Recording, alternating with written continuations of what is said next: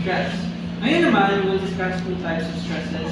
Yung shear stress, when your force is tangential or parallel to the area of the stress, that's pag hinila mo yung upper plate mo, your lower plate will have the same equal reaction para i-initiate siya.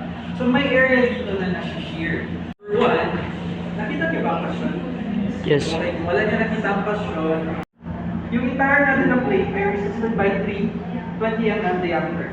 So isolve na natin yung diameter sa area ng ball natin is pi over 4 square or equivalent na 100 pi. 100 pi.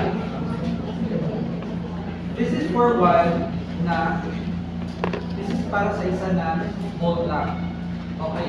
Ano nangyayari sa shear? Sa shear, single shear siya, di ba? Single shear siya. But resisted by 3 volts. Sabihin, nire-resist siya dito, nire-resist siya dyan, nire-resist siya dyan.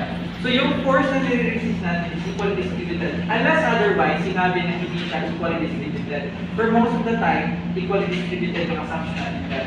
So yung force natin dito, if you have force here, it will be P over 3, P over 3, P over 3.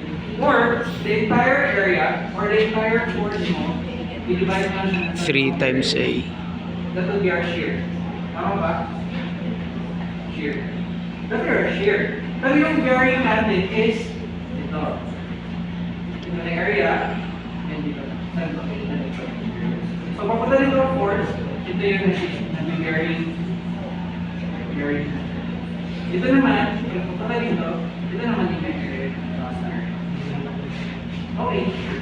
So the question is, yung load daw natin is equals to 50 kilonewton. The shear stress in your bed. Question number 8. Ano na yung